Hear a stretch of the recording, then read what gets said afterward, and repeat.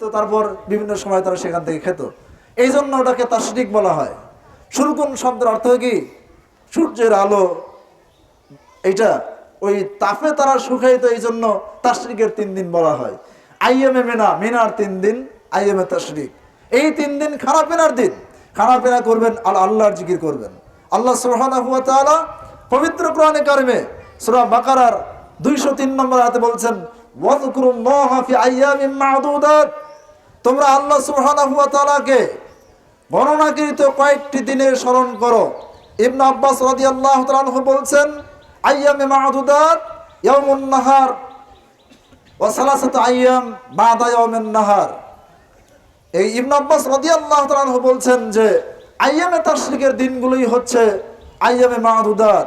ইকরিমা রাদিয়াল্লাহু তাআলা আনহু বলেন যে তোমরা গণনাকৃত কয়েকটি দিনে আল্লাহকে স্মরণ করো, এ কথার অর্থ হলো